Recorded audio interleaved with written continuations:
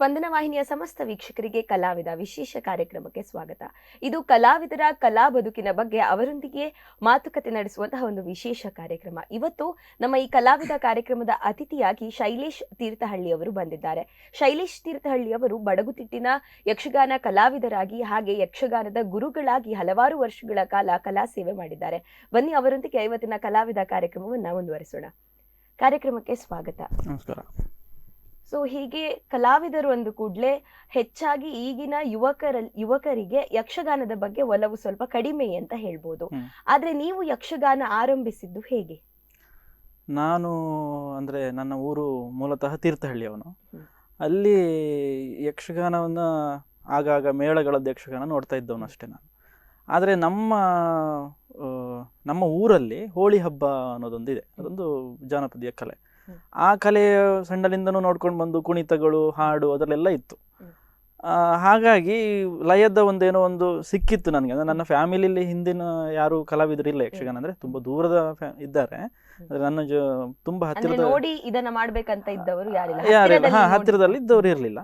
ಆ ನಂತರದಲ್ಲಿ ನಮ್ಮ ಅಜ್ಜಿ ಒಬ್ರು ಈಗ ಯಕ್ಷಗಾನ ಹತ್ತಿರದಲ್ಲಿ ಆದಾಗಲ್ಲ ಮಂದರ್ತಿ ಮೇಳದ್ದು ಹೆಚ್ಚಾಗ್ತಿದ್ದದ್ದು ಮಂದರ್ತಿ ಮೇಳ. ಅವಾಗ ಅಲ್ಲಿ ಅದು ಕರ್ಕೊಂಡು ಹೋಗ್ತಿದ್ರು, ನೋಡ್ತಾ ಇದ್ದೆ. ಅದನ್ನೊಂದು ಏನೋ ಒಂದು ಈ ನಮ್ಮ ಹೋಳಿ ಹಬ್ಬವು ಜೊತೆಯಲ್ಲಿ ಇದ್ದದ್ರಿಂದ ಅದನ್ನೇನು ನೋಡಿ ಒಂದು ನಾನು ಮಾಡಬೇಕು ಅಂತ ಆಸೆ ಇತ್ತು.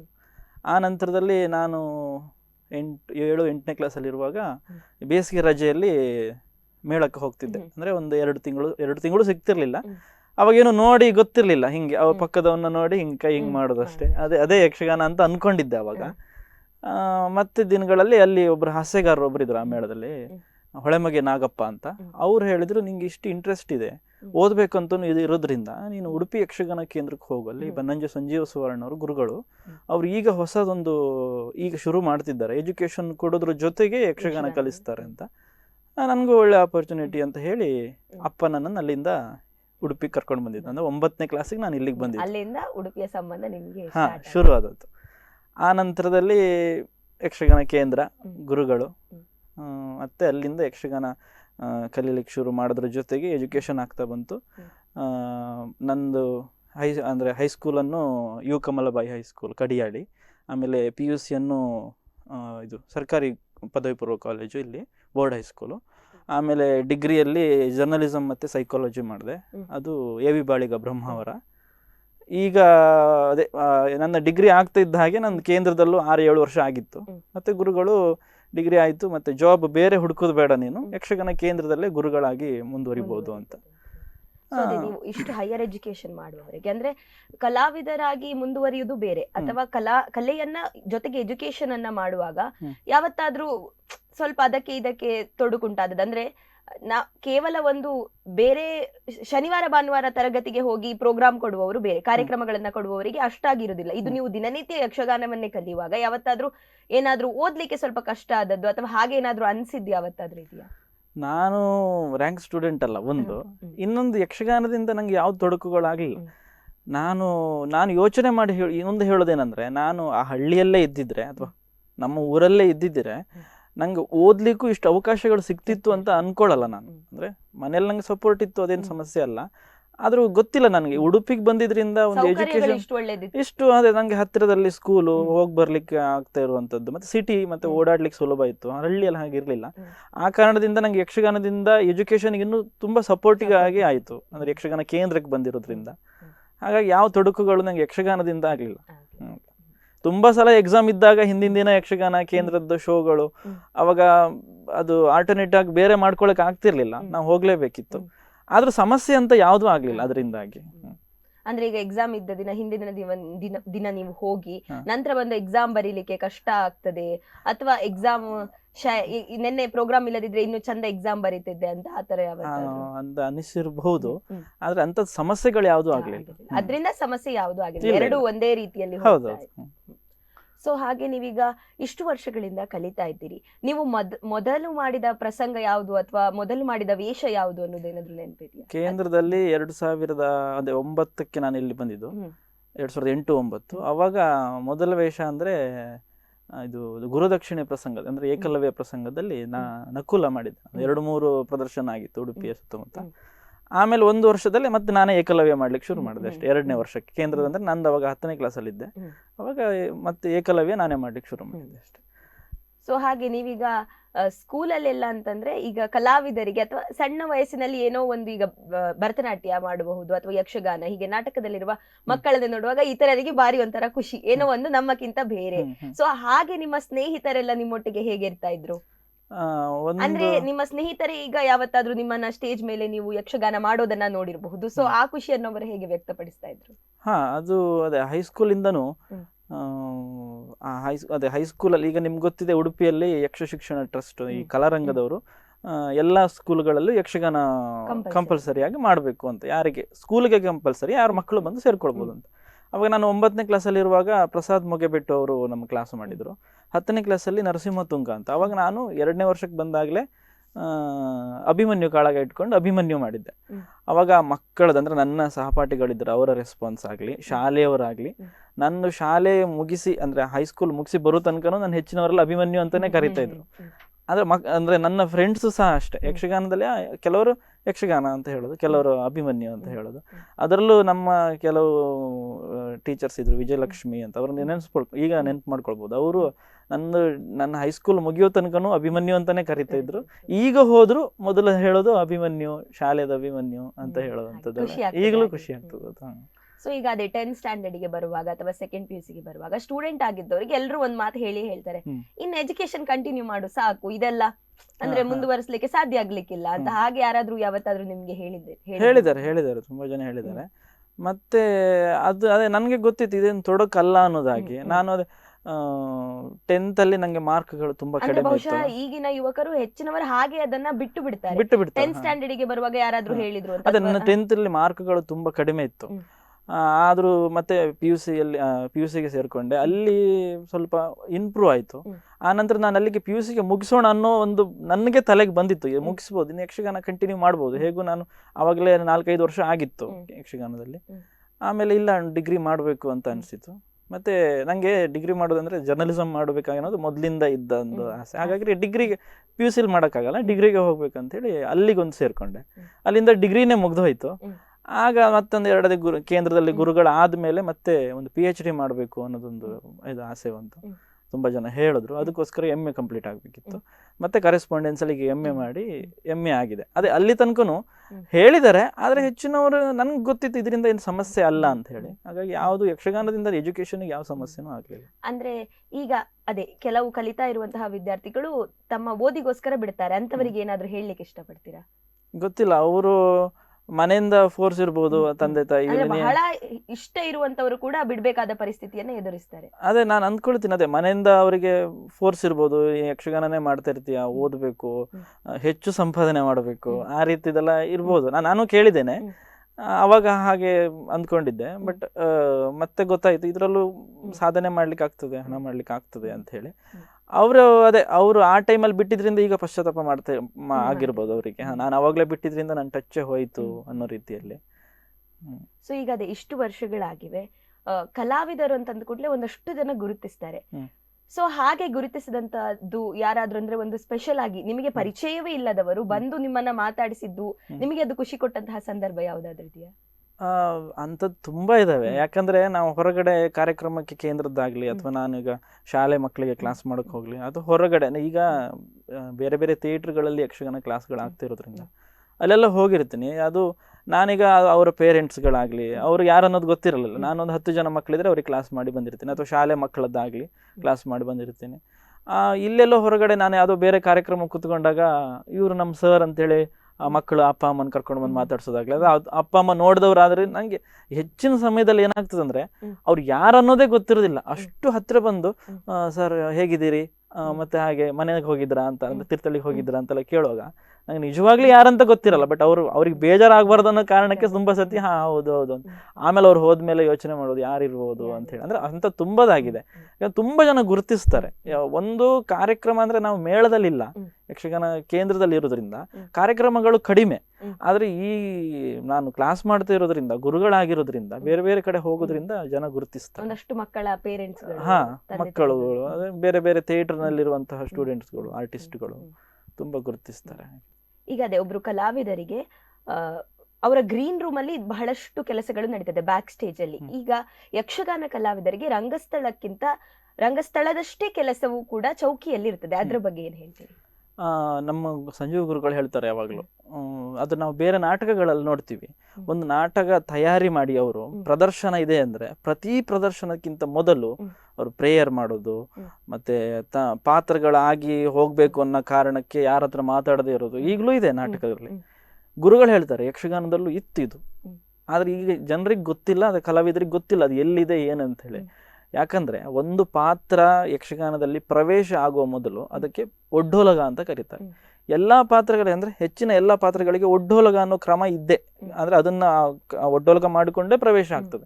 ಒಡ್ಡೋಲಗಕ್ಕೆ ಕಡಿಮೆ ಅಂದ್ರೆ ಒಂದು 5 ನಿಮಿಷ ತಗೊಳ್ತವೆ ಎಲ್ಲ ಒಡ್ಡೋಲಗಗಳು.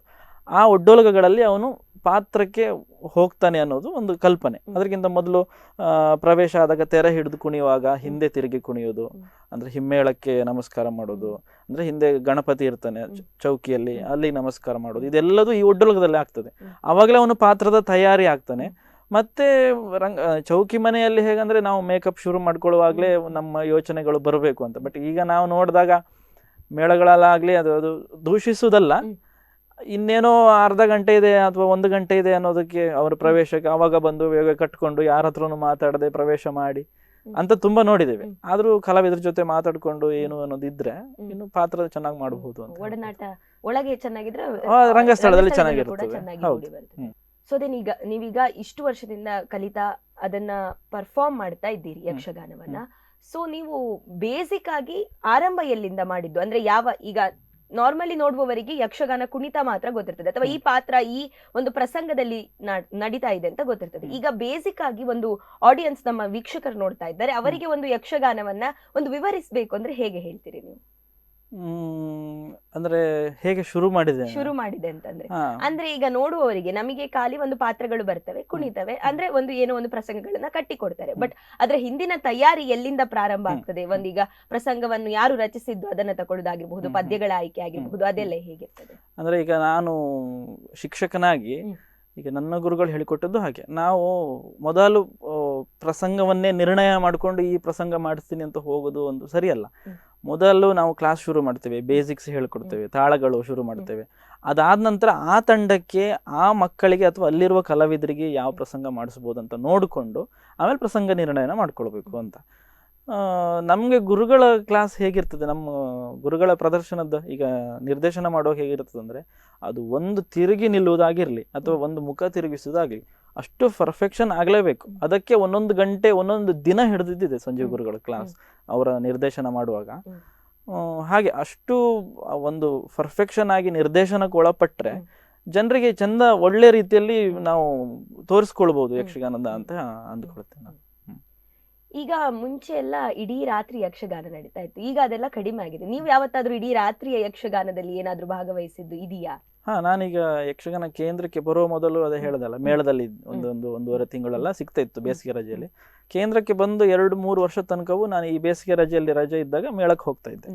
ಅವಾಗ ರಾತ್ರಿಯಿಂದ ಬೆಳಗ್ಗೆ ತನಕ ಯಕ್ಷಗಾನ ಇರ್ತಿತ್ತು. ನಾನಂದ್ರೆ ಅದರಲ್ಲೂ ದೇವಿ ಮಾತು ಮೇಲೆ ಆದ್ರೆ ಬೆಳಗ್ಗೆ ತನಕ ನಂಗೆ ವೇಷ ಇಲ್ದಿದ್ರು ನಾನು ಕುತ್ಕೊಂಡಿರ್ತಿದ್ದೆ. ಅಂದ್ರೆ ಒಂದು ನೋಡುವ ಇಂಟ್ರೆಸ್ಟ್ ಅವಾಗ ಬೆಳಗ್ಗೆ ತನಕನು.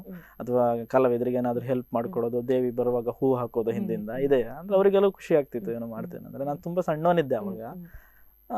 ಅದೇ ಬೆಳಿಗ್ಗೆ ತನಕ ಕೆಲವು ಪ್ರಸಂಗದಲ್ಲಿ ಬೆಳಿಗ್ಗೆ ತನಕ ವೇಷ ಇರ್ತಿತ್ತು, ಕೆಲವು ಪ್ರಸಂಗ ವೇಷ ಇಲ್ಲ ಅಂದ್ರೆ ನಾನು ಕುತ್ಕೊಂಡು ನೋಡ್ತಾ ಇರ್ತಿದ್ದೆ ಬೆಳಗ್ಗೆ. ನಂಗೆ ಹಗಲು ನಿದ್ರೆ ಮಾಡೋದು ಇತ್ತಲ್ಲ ಹೇಗೆ ಅಂತ. ಸೊ ಈಗ ನೀವು ಇಷ್ಟು ವರ್ಷದಿಂದ ಕೇಂದ್ರದಲ್ಲಿ, ಇಂದ್ರಾಳಿಯ ಕೇಂದ್ರದಲ್ಲಿದ್ದೀರಿ, ನಿಮ್ಮದು ಮತ್ತು ಸಂಜೀವ ಗುರುಗಳ ಒಡನಾಟ ಹೇಗಿದೆ? ಅದನ್ನ ಹೇಳುವಂಥದ್ದೆಲ್ಲ ಅಷ್ಟು, ಅಂದ್ರೆ ಅದು ಅಲ್ಲಾದ್ರೂ ಹೇಳಕ್ ಹೋದ್ರೆ ಭಾವನಾತ್ಮಕ ಆಗಿ ಏನಾದ್ರು ಅಂತ ಹೇಳೋದು.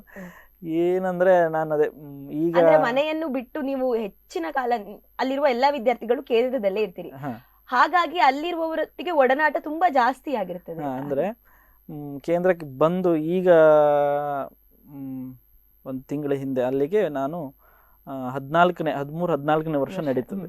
ಅಂದ್ರೆ ನಾನು ಅದೇ ಸಣ್ಣ ವಯಸ್ಸಲ್ಲೇ ಬಂದಿದ್ರಿಂದ ಅಲ್ಲಿ ಅಪ್ಪ ಅಮ್ಮನ್ ಬಿಟ್ಟು ಇಲ್ಲಿ ಬಂದಿರೋದ್ರಿಂದ, ಕೇಂದ್ರದಲ್ಲೇ ಇರೋದ್ರಿಂದ ಗುರುಗಳ ಸಂಬಂಧ ಹೇಗಂದ್ರೆ ನಂಗೊಂದು ಅಪ್ಪ ಇದ್ದ ಹಾಗೆ ಅವರು. ಅಂದ್ರೆ ಎಲ್ಲಾ ಮಕ್ಕಳನ್ನು ಅಷ್ಟು ಚೆನ್ನಾಗಿ ನೋಡ್ಕೊಳ್ತಾರೆ, ಅಷ್ಟು ಪ್ರೀತಿ ಇದೆ. ಹಾಗಾಗಿ ಮತ್ತೆ ಅದೇ ನನ್ನ ಇಷ್ಟು ಈಗ ನಾನು ಈ ಒಂದು ಬೆಳವಣಿಗೆ ಏನಿದೆ ಹೊರಗಡೆ ಗುರುಗಳಾಗಿ ಕಾಣಿಸ್ಕೊಳ್ಳೋಕೆ ಅಥವಾ ಕಲಾವಿದ ಆಗಿ ಕಾಣಿಸ್ಕೊಳ್ಳೋಕೆ ಗುರುತಿಸುವುದಕ್ಕೆ ಕಾರಣ ಅಂತ ಇದ್ರೆ ಅದು ಸಂಜೆ ಗುರುಗಳು.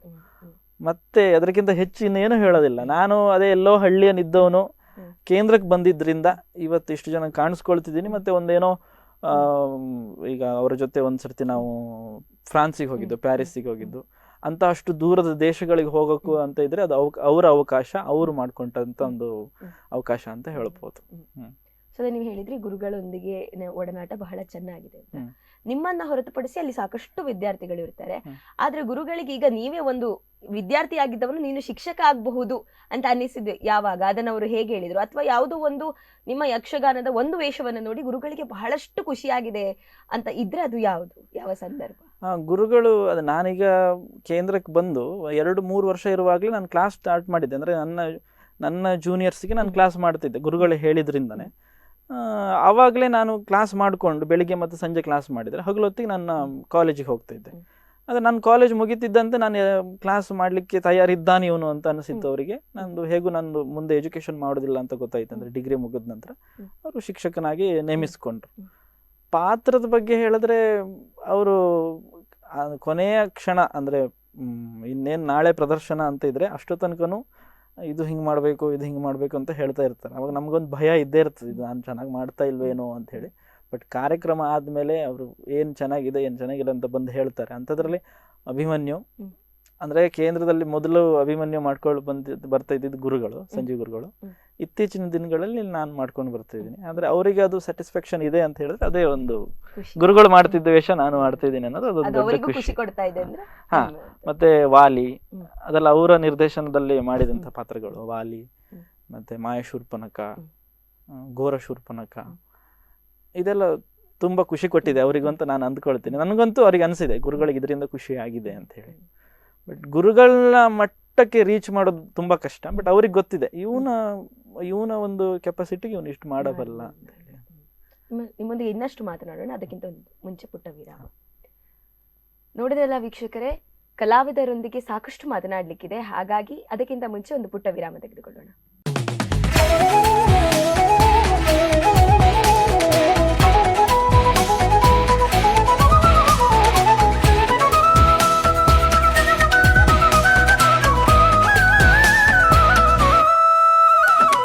ಸ್ಪಂದನ ವಾಹಿನಿಯ ಸಮಸ್ತ ವೀಕ್ಷಕರಿಗೆ ಕಲಾವಿದ ವಿಶೇಷ ಕಾರ್ಯಕ್ರಮಕ್ಕೆ ಮತ್ತೊಮ್ಮೆ ಸ್ವಾಗತ.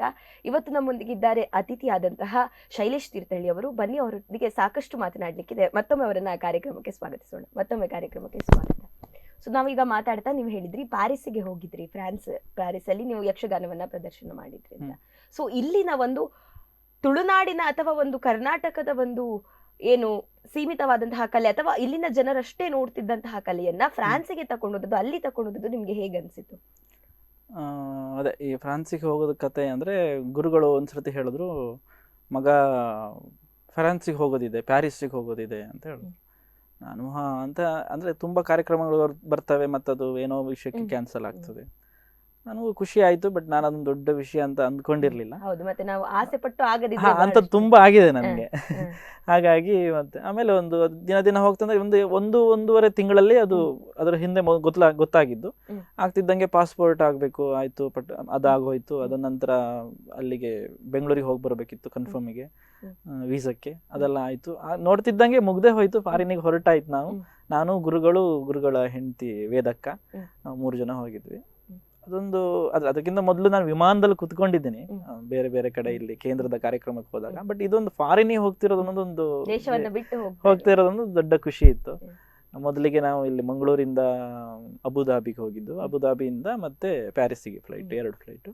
ಅಬುದಾಬಿಯಿಂದ ಹೋದ ಫ್ಲೈಟ್ ಅಂದ್ರೆ ಅದು 7 ಗಂಟೆ ನಾವು ಮೇಲೆ ಆಕಾಶದಲ್ಲೇ ಇದೆ. 7 ಗಂಟೆ ಇಲ್ಲಿಂದ ಅಬುದಾಬಿಯಿಂದ ಅದು ಹೊರಟ್ರೆ 7 ಗಂಟೆ ನಂತರ ಅಲ್ಲಿ ಲ್ಯಾಂಡ್ ಆಗ್ತಿತ್ತು. ಹಾಗೆ ಅದೆಲ್ಲ ದೊಡ್ಡ ಎಕ್ಸ್ಪೀರಿಯನ್ಸ್. ಅಲ್ಲಿ ಹೋದ್ಮೇಲೆ ಏನಂದ್ರೆ 1-2-3 ಸ್ಕೂಲ್ಗಳಿಗೆ ಪ್ರಾತ್ಯಕ್ಷಿಕೆ ಮಾಡೋದ್ರ ಜೊತೆಗೆ ಅಂದ್ರೆ ವೇಷ ಹಾಕಿ ಅಲ್ಲದೆ ಪ್ರಾತ್ಯಕ್ಷಿಕೆ ಜೊತೆ ಯಕ್ಷಗಾನ ಹೀಗೆ ಅನ್ನೋದನ್ನ ತೋರಿಸ್ಬೇಕಿತ್ತು. ಮತ್ತೆ 4 ಯಕ್ಷಗಾನ ಪ್ರದರ್ಶನ ಇತ್ತು ನಾನು ಗುರುಗಳು ವೇಷ ಮಾಡಿದ್ರಿಂದ. ಮತ್ತೆ ಅಲ್ಲಿ ಅನಿತಾ ಅಂತ ಒಬ್ರು ಇದ್ರು, ಕೇಂದ್ರದ ವಿದ್ಯಾರ್ಥಿಯವರು. ಅವರು ಸಹ ನಮ್ಮ ಜೊತೆಗೆ ಸೇರ್ಕೊಂಡು 1-2 ಪ್ರದರ್ಶನಕ್ಕಿದ್ರು. ಹಾಗೆ ಮತ್ತೆ ಅದು ಕೆರಾಫೋರ್ ಇಂಟರ್ನ್ಯಾಷನಲ್ ಫೆಸ್ಟಿವಲ್ ಅಂತ ಹೇಳಿ ಆ ಕಾರ್ಯಕ್ರಮದಲ್ಲಿ ಇತ್ತು. ಒಂದು 22 ದಿನ ಏನೋ ಇದ್ವಿ. ನಾನು ಅಂದ್ಕೊಳ್ತೀನಿ ಏನಂದ್ರೆ ಯಾವುದೇ ನಾನು ಬೇರೆ ವರ್ಕ್ ಮಾಡಿದ್ರು ಅಥವಾ ಇನ್ನೊಂದೇನೋ ಬಿಸ್ನೆಸ್ ಮಾಡಿದ್ರು ಅಷ್ಟು ಹಣ ಮಾಡಿ ಪ್ಯಾರಿಸ್ ತನಕ ಹೋಗಿ ಬರುವಷ್ಟು ದುಡ್ಡು ನಾನು 22 ದಿನ ಇದ್ದು ಬರ್ತೀನಿ ಅಂತ ಯಾವುದು ಅನ್ಕೊಳ್ಳೋದೇ ಇಲ್ಲ, ನಾನು ಸಾಧ್ಯನೇ ಇಲ್ಲ ಅಂದ್ಕೊಳ್ತೇನೆ. ಹಾಗೆ ಬಟ್ ಈ ಯಕ್ಷಗಾನದಿಂದಾಗಿ, ಯಕ್ಷಗಾನ ಕೇಂದ್ರದಿಂದಾಗಿ, ಸಂಜೀವ್ ಗುರುಗಳ ಇಂದಾಗಿ ಇಂಥ ಒಂದು ಅವಕಾಶ ಸಿಕ್ಕಿ ಅಷ್ಟು ದೂರ ಹೋಗಿ ಬರುವಂಥದ್ದು ಸಿಕ್ಕಿದೆ. ಅದೇ ತುಂಬಾ ಖುಷಿ ಆಗ್ತದೆ ಆ ವಿಷಯಕ್ಕೆ. ಸೊ ಈಗ ಕೇಂದ್ರದಲ್ಲಿ ಅಂತಂದ್ರೆ ಖಾಲಿ ಹೆಜ್ಜೆಗಳನ್ನು ಮಾತ್ರ ಅಲ್ಲ, ಅಂದ್ರೆ ಭಾಗವತಿಕೆ ಆಗಿರಬಹುದು, ಮದ್ದಳೆ ಆಗಿರ್ಬೋದು, ಚಂಡೆ ಆಗಿರ್ಬೋದು, ಹೀಗೆ ಬೇರೆ ಬೇರೆ ವಿಷಯಗಳಲ್ಲಿ ಬೇರೆ ಬೇರೆ ಕಲಾ ಪ್ರಕಾರಗಳಲ್ಲಿ ಮಕ್ಕಳನ್ನ ತಯಾರು ಮಾಡ್ತಾರೆ. ಸೊ ನೀವು ಯಕ್ಷಗಾನದ ಹೆಜ್ಜೆಗಳನ್ನ ಬಿಟ್ಟು ಬೇರೆ ಯಾವ್ದಾದ್ರು ಕಲಾ ಪ್ರಕಾರಗಳು? ಮೊದಲು ಈಗ ಕೇಂದ್ರದಲ್ಲಿ ಹೇಗೆ ಅಂದ್ರೆ ಒಂದು ರೂಲ್ಸ್ ಅಂದ್ರೆ ಪ್ರತಿಯೊಬ್ಬ ಅವನು ಭಾಗವತಿಕೆ ಕಲೀಲಿ, ಚಂಡೆ ಕಲೀಲಿ, ಮದ್ದಳೆ ಕಲೀಲಿ, ಮೊದಲು ಹೆಜ್ಜೆ ಕಲಿಬೇಕು. ಒಂದು ತಾಳದ್ದು ಅಷ್ಟಾದ್ರೂ ತಾಳಗಳನ್ನಾದ್ರೂ ಕಲಿತು ಆಮೇಲೆ ಅವನು ಹೋಗ್ಬೇಕು. ಯಾಕಂದ್ರೆ ಗುರುಗಳದೊಂದು ಇದೆ ಅಂದ್ರೆ ಅವನು ಕುಣಿತಾ ಇದ್ದಾನಂದ್ರೆ ಈ ದೇಹಕ್ಕೆ ಲಯ ಬಂದಿರ್ತದೆ, ಹಾಗಾಗಿ ಅವನಿಗೆ ಚಂಡೆ ಮದ್ದಳೆಗಳು ಸುಲಭ ಆಗ್ಬೋದು ಅನ್ನೋದು ಒಂದು ಕಲ್ಪನೆ. ಅದು ಹೌದು. ಹಾಗಾಗಿ ನಾವು ಮೊದಲು ಹೆಜ್ಜೆನೆ, ಆನಂತರ ಗುರು ಕೃಷ್ಣಮೂರ್ತಿ ಭಟ್ ಅಂತ ಇದ್ದಾರೆ, ಅವರಿಂದ ಚಂಡೆ ಮದ್ದಳೆ ಅಭ್ಯಾಸ ಮಾಡಿದ್ದೇನೆ. ಮದ್ದಳೆ ನಿರಂತರ ಅಭ್ಯಾಸ ಮಾಡಿದ್ದು. ಚಂಡೆ ಮದ್ದಳೆ ಗೊತ್ತಿದ್ರೆ ಮತ್ತೆ ಸ್ವಲ್ಪ ಬಾರಿಸ್ಬೋದು, ಆದ್ರೆ ನಾನು ಚಂಡೆಗಾರ ಅಲ್ಲ ಅಂತ ಒಪ್ಕೊಳ್ಳಲ್ಲ. ನಾನು ಚಂಡೆಗಾರ ಅಲ್ಲ, ಬಟ್ ಬಾರಿಸ್ಬೋದು. ಮದ್ದಳೆ ಬಾರಿಸ್ತೇನೆ ನಾನು. ಮತ್ತೆ ಕೇಂದ್ರದಲ್ಲಿ ಅದೇ ಎಲ್ಲ ಮಕ್ಕಳು ಕೇಂದ್ರದಿಂದ ಯಾರು ಕಲಿತು ಹೊರಗೆ ಬರ್ತಿದ್ದಾರೆ ಒಂದು 3-4 ವರ್ಷ ಅಂದ್ರೆ ಅವರಿಗೆ ಹೆಜ್ಜೆ ಜೊತೆಗೆ ಒಂದು ಸ್ವಲ್ಪನಾದ್ರೂ ಮದ್ದಳೆ ಆಗಿರ್ತದೆ. ಭಾಗವತಿಗೆ ನಾನು ಇದು ಶಾಸ್ತ್ರೀಯವಾಗಿ ಅಂದ್ರೆ ಈ ಯಕ್ಷಗಾನಕ್ಕೆ ಬೇಕಾದ ಹಾಗೆ ಕಲೀಲಿಲ್ಲ, ಆದ್ರೆ ಗುರು ಆದವನಿಗೆ ಭಾಗವತಿಗೆ ಗೊತ್ತಿರ್ಬೇಕು, ಹೇಗೆ ಹೇಳಬೇಕು, ಪದ್ಯಗಳನ್ನು ಹೇಗೆ ಅದನ್ನ ಸೇರಿಸ್ಬೇಕು, ಅದರ ಈ ಪದ್ಯಕ್ಕೆ ಲಯಕ್ಕೆ ಹೇಗೆ ಸೇರಿಸ್ಬೇಕು ಅನ್ನೋದು ಗೊತ್ತಿರಲೇಬೇಕು ಗುರುಗಳಾದವನಿಗೆ. ಅಂದ್ರೆ ಅವನು ಪದ್ಯ ಹೇಳ್ಕೊಂಡೆ ಮಕ್ಳಿಗೆ ಕ್ಲಾಸ್ ಮಾಡ್ಬೇಕು. ಆಮೇಲೆ ಭಾಗವತರು ಬರೋದು ಏನೋ ಕೊನೆ ದಿನದಲ್ಲಿ 2 ದಿನದಲ್ಲಿ ಬರ್ತಾರೆ ಅಷ್ಟೇ. ಅದರ ನಿರಂತರವಾಗಿ ಅವರಿಗೆ ಹೇಳ್ಕೊಡ್ಬೇಕಂದ್ರೆ ಈ ಭಾಗವತಿಗೆ ಗೊತ್ತಿರಬೇಕು. ನನಗೆ ಸ್ವರ ಇಲ್ಲದ ಕಾರಣದಲ್ಲಿ ಭಾಗವತ ಅಲ್ಲ, ಹಾಗಂತ ಭಾಗವತಿಗೆ ಹೇಗೆ ಹೇಳಬೇಕು ಅನ್ನೋದೆಲ್ಲ ಗೊತ್ತಿದೆ. ಸೊ ಹೀಗೆ ಅಂದ್ರೆ ಕೇಂದ್ರದಲ್ಲಿ ಹೀಗೆ ಬೇರೆ ಬೇರೆ ರೀತಿಯ ವಿದ್ಯಾರ್ಥಿಗಳು ಇದ್ದಾರೆ. ಅದರ ಜೊತೆಗೆ ಶನಿವಾರ ಭಾನುವಾರ ತರಗತಿ ಕಲೀಲಿಕ್ಕೆ ಬರುವಂತವರು ಸಾಕಷ್ಟು ಜನ ಇದ್ದಾರೆ. ಅದರಲ್ಲಿ ಏನು ಹೇಳುದು, ವಯೋಮಿತಿ ಇಲ್ಲ, ಸಣ್ಣವರು ದೊಡ್ಡವರು ಹೀಗೆ ಎಲ್ಲರೂ ಬರ್ತಾರೆ. ಸೊ ಆ ದಿನಗಳಲ್ಲಿ ಹೇಗಿರ್ತದೆ ಕೇಂದ್ರ? ತುಂಬಾ ಜನಜಂಗುಳಿ ಅಂತ ಹೇಳ್ಬೋದು, ಅಷ್ಟೊಂದು ಜನ ಇರ್ತಾರೆ ಕೇಂದ್ರದಲ್ಲಿ. ಶನಿವಾರ ಭಾನುವಾರ ಒಂದು 200-250 ವಿದ್ಯಾರ್ಥಿಗಳು, ಮಕ್ಕಳಂತ ಹೇಳಕ್ಕಾಗಲ್ಲ, ಅದು ನೀವು ಹೇಳದಾಗೆ ವಯೋಮಿತಿ ಇಲ್ಲದೆ ಇರೋದ್ರಿಂದ ಒಂದು 5 ವರ್ಷದಿಂದ 60-70 ವರ್ಷದವ್ರ ತನಕನೂ ಬರ್ತಾರೆ. ಅಂದ್ರೆ ಹುಡುಗರು, ಹುಡುಗಿಯರು, ಹೆಂಗಸರು, ಗಂಡಸರು ಎಲ್ಲರೂ ಬರ್ತಾರೆ. ಅಂಥದ್ರಲ್ಲಿ ವಾರದ ಅಂದ್ರೆ ಬೇರೆ ದಿನಗಳು ಹೊರಗಿಂದ ಬರೋರಿಗೆ ಕ್ಲಾಸ್ ಇರುವುದಿಲ್ಲ, ಕಡಿಮೆ. ಅಂಥದ್ದೆಲ್ಲ ಇಂಪಾರ್ಟೆಂಟ್ ಇದ್ರೆ ಮಾತ್ರ ಬರ್ತಾರೆ, ಇಲ್ಲಾಂದ್ರೆ ಹೊರಗಿನವರಿಗೆ ಕ್ಲಾಸ್ ಇರುವುದಿಲ್ಲ, ಕೇಂದ್ರದ ಮಕ್ಕಳಿಗೆ ಕ್ಲಾಸ್ ಆಗ್ತಾ ಇರೋದ್ರಿಂದ. ಶನಿವಾರ ಭಾನುವಾರ, ಶನಿವಾರ ಮಧ್ಯಾಹ್ನ ಆಗ್ತಿದ್ದಂಗೆ ಸ್ಕೂಲಿಂದ ಬೇರೆ ಬೇರೆ ಶಾಲೆಗೆ ಹೋಗ್ತಿರೋ ಮಕ್ಕಳು ಬರ್ತಾರೆ, ಮತ್ತೆ ಪೇರೆಂಟ್ಸು ಅವರು ಇವರು. ಈಗ ಮಕ್ಕಳನ್ನು ಕರ್ಕೊಂಡು ಬಂದು ಪೇರೆಂಟ್ಸು 2-3 ದಿನ ಆದ್ಮೇಲೆ ಅವರು ಕುಣಿಯಕ್ಕೆ ಶುರು ಮಾಡ್ತಾರೆ, ಅಂಥದ್ದೆಲ್ಲ ಇದೆ. ಹಾಗಾಗಿ ಆ ಶನಿವಾರ ಭಾನುವಾರ ಬಂದ್ರೆ ಒಂದು ಎಲ್ಲಿ ಅಂದ್ರೆ ಕೊನೆಗೆ ಹೇಗಾಗ್ತದೆ ಅಂದ್ರೆ ಕೇಂದ್ರದಲ್ಲಿ ಜಾಗವೇ ಇರೋದಿಲ್ಲ. ಎಲ್ಲಿ ಯಾವುದೋ ಒಂದು ರೂಮ್ ಸಿಕ್ಕಿದ್ರೆ ಅಲ್ಲೊಂದು ಕ್ಲಾಸು, ಅವರಿಗೆ ಸ್ವಲ್ಪ ಜನ ಮಕ್ಕಳನ್ನು ಬಿಡೋದು. ಅಂದ್ರೆ ಕೇಂದ್ರದಲ್ಲಿ ನಾವು ಕ್ಲಾಸ್ ಮಾಡೋರ ಜೊತೆಗೆ ನಮ್ಮ ಈಗ ಸೀನಿಯರ್ ಹುಡುಗರು ಇರ್ತಾರಲ್ಲ, ಅವರು ಸಹ ಹೊರಗಿಂದ ಬರೋರಿಗೆ ಕ್ಲಾಸ್ ಮಾಡ್ತಾರೆ. ಕಡಿಮೆ ಅಂದ್ರೆ ಒಂದು 7-8 ಕಡೆ ಕ್ಲಾಸ್ ಆಗ್ತಾ ಇರ್ತದೆ ಇದೆಲ್ಲ ಕಡೆ. ಮತ್ತೆ ಆಮೇಲೆ ಅವರಿಗೆ ಒಂದು ಬೇಸಿಕ್ಸ್ ಎಲ್ಲ ಹೆಜ್ಜೆ ಎಲ್ಲ ಆದ ನಂತರ ಪ್ರಸಂಗ ತಗೊಳ್ತಾರೆ. ಒಂದು ವಾರ್ಷಿಕೋತ್ಸವದಲ್ಲಿ 7-8 ಪ್ರಸಂಗ ಆಗ್ತದೆ ಒಂದು ವರ್ಷ. ಎಲ್ಲರಿಗೂ ಅವಕಾಶ ಸಿಗ್ಬೇಕನ್ನೋ ಕಾರಣಕ್ಕೆ 7-8 ಪ್ರಸಂಗ ಮಾಡಿಸಿ, ಅದರಲ್ಲೂ ಮಕ್ಕಳದ್ದು ಬೇರೆ, ಹೆಂಗಸರದ್ದು ಬೇರೆ, ಅದು ತುಂಬಾ ಕಲಿತವ್ರದ್ದು ಬೇರೆ, ಶುರು ಮಾಡ್ತಿದ್ದವ್ರದ್ದು ಒಂದು ಪ್ರಸಂಗ ಬೇರೆ, ಹೀಗೆ ಡಿವೈಡ್ ಮಾಡಿಕೊಂಡು ವರ್ಷಕ್ಕೆ ಒಂದು ಸರ್ತಿ ಒಂದು 4-5 ದಿನ ವಾರ್ಷಿಕೋತ್ಸವದ ದಿನ ಇಟ್ಕೊಂಡು ಪ್ರದರ್ಶನ ಮಾಡಿಸ್ತಾರೆ. ಸೊ ಈಗ ನೀವು ಅಲ್ಲಿನ ವಿದ್ಯಾರ್ಥಿಗಳಿಗೆ ಅಂದ್ರೆ ಅಲ್ಲಿ ಪ್ರತಿನಿತ್ಯ ಕಲಿಯುವಂತಹ ಅಲ್ಲೇ ಉಳಿದುಕೊಂಡಿರುವ ವಿದ್ಯಾರ್ಥಿಗಳಿಗೆ ಈ ಚೌಕಿಯಲ್ಲಿ ತಮ್ಮನ್ನ ತಾವು ಹೇಗೆ ಸಿದ್ಧ ಮಾಡಿಕೊಳ್ಬೇಕು, ಯಾವ ವೇಷಕ್ಕೆ ಯಾವ ರೀತಿಯ ಬಣ್ಣಗಾರಿಕೆ ಇರಬೇಕು, ಅದನ್ನು ಕೂಡ ಎಲ್ಲ ಕಲಿಸಿಕೊಡ್ತಾರೆ. ಅದರದ್ದು ಕ್ಲಾಸ್ ಆಗ್ತದೆ.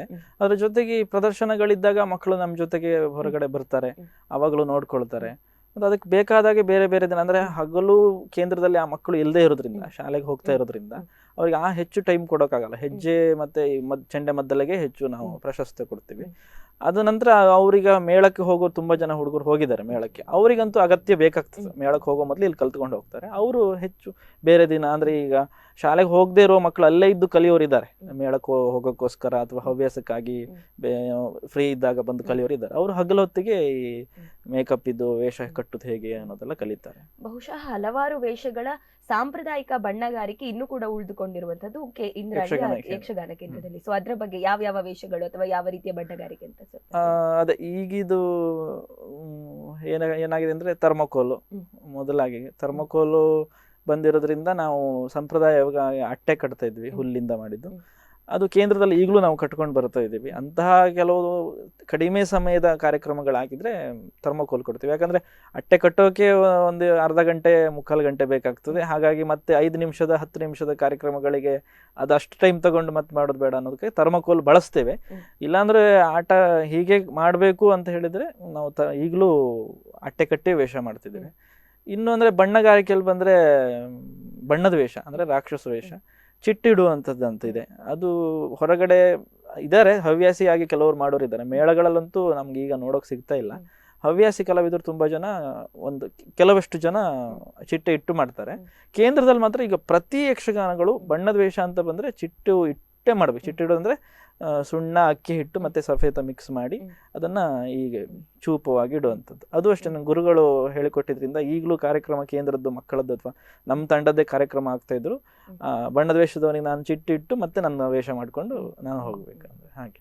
ಸೊ ಈಗ ಹಲವಾರು ಜನರಿಗೆ ಯಕ್ಷಗಾನದ ಮುಖವರ್ಣಿಕೆಯ ಬಣ್ಣಗಳ ಬಗ್ಗೆ ಗೊತ್ತಿರುವುದಿಲ್ಲ.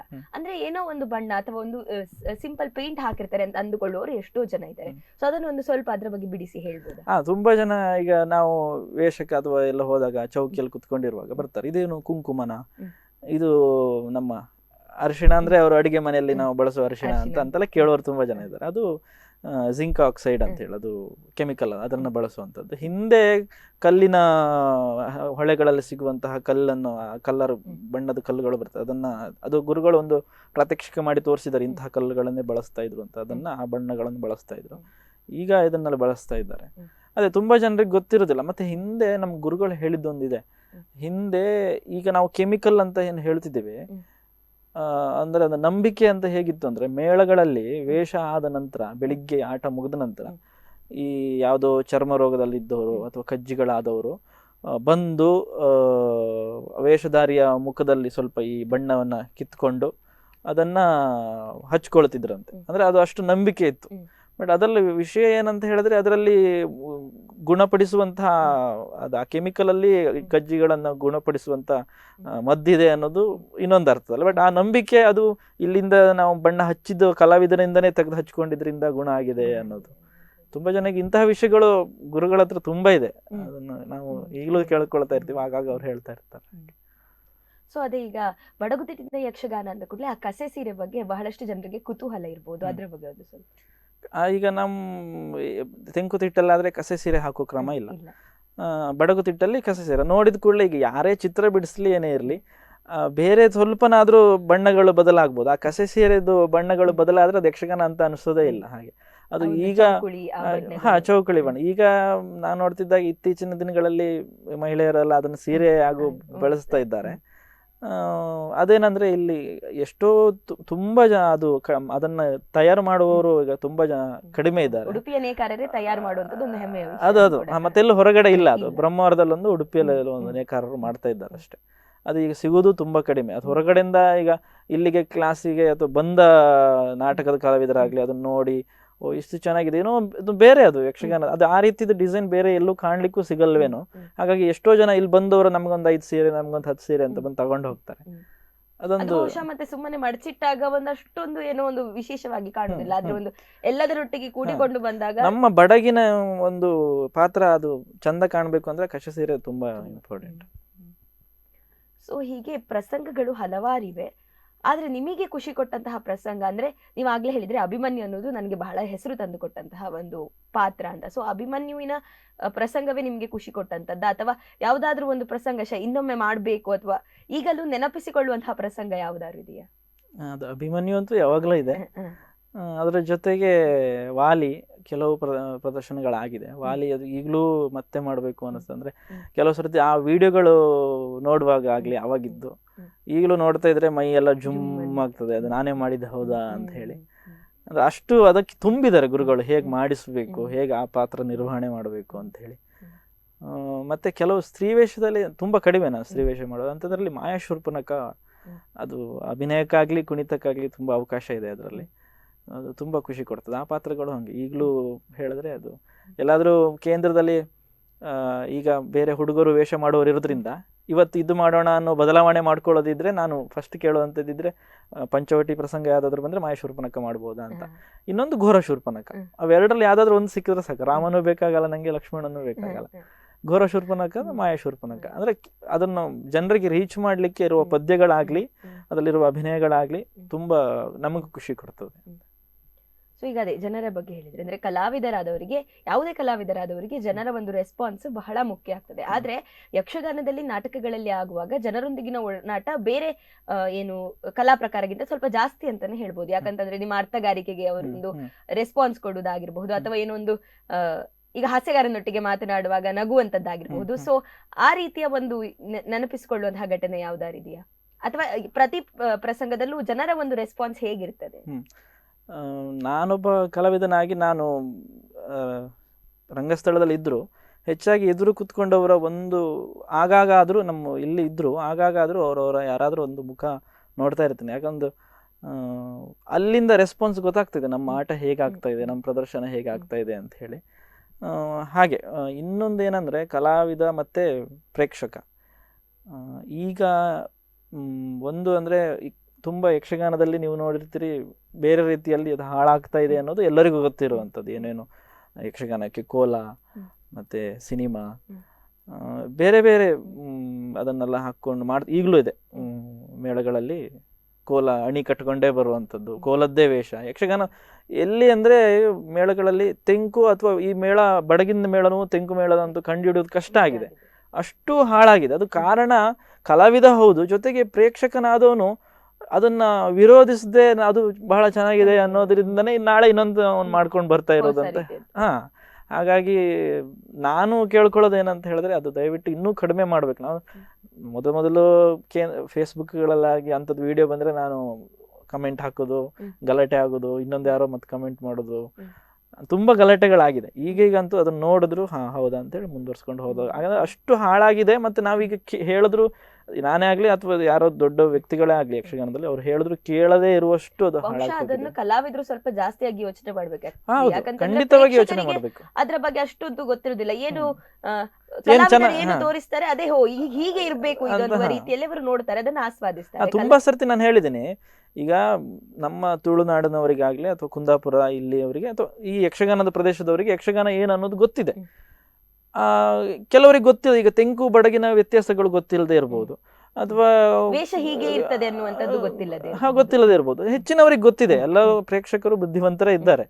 ಆದ್ರೆ ಆ ಕಲಾವಿದ ಮಾಡ್ತಾ ಇರುವುದೇ ಚೆನ್ನಾಗಿದೆ ಅಂತ ಹೇಳಿ ಅಂದ್ರೆ ಕಲಾವಿದನ ಅಭಿಮಾನಿಯಾಗಿ ಕಲೆಯ ಅಭಿಮಾನಿಯಾಗಿದೆ, ಕಲಾವಿದನ ಅಭಿಮಾನಿಯಾಗಿ ತುಂಬಾ ಹಾಳಾಗಿ ಹೋಗಿದೆ. ಈಗಲ ಚಂದ ಅವ್ರೇನ್ ಮಾಡಿದ್ರು ಚಂದ ಇಮಿಟೇಟ್ಗಳು ಮಾಡ್ಕೊಂಡು ಹೋಗ್ತಾ ಇರೋದಾದ್ರೆ ಅದು ಬೇಡ ಅಂತ. ಇನ್ನೊಂದು ಯಾರೋ ಒಬ್ಬ ನಮ್ಮ ಹೊರಗಿನವನು ಯಕ್ಷಗಾನ ಗೊತ್ತಿಲ್ಲದವನು ಬಂದ್ರೆ, ಒಂದು ಆಟಕ್ಕೆ ಹೋದ ಅವನು, ಯಾವುದೋ ಒಂದು ಮೇಳದ್ದು ಆಟ ನಡೀತಾ ಇದೆ, ಇದು ಬಡಗ ತೆಂಕ ಅಂದ್ರೆ ಅವನಿಗೇನೋ ಸ್ವಲ್ಪ ಕಲಿಯೋಕ್ಕೋಸ್ಕರ ಬಂದಿರ್ಬೋದು. ಈಗ ನನ್ನ ಕೇಂದ್ರಕ್ಕೆ ಬಂದ ಈಗ ಹೊರಗಿನ ವಿದ್ಯಾರ್ಥಿಗಳೇ ಆಗಿರ್ಬೋದು, ನಾಟಕದ ವಿದ್ಯಾರ್ಥಿಗಳು, ನಾವು ಅವ್ರಿಗೆ ಚಂದ ಪಾಠ ಮಾಡಿರ್ತೀವಿ ನೋಡಿ, ಇದು ಬಡಗು ಇದು ತೆಂಕು ವ್ಯತ್ಯಾಸಗಳನ್ನು ಹೇಳಿರ್ತೀವಿ, ಅಥವಾ ಅವರಿಗೆ ತುಳುನಾಡಿನ ಕಲೆಗಳನ್ನು ತೋರಿಸಿರ್ತೀವಿ, ಇದು ಕೋಲ ಇದು ಭೂತಕೋಲ ಅಂತ.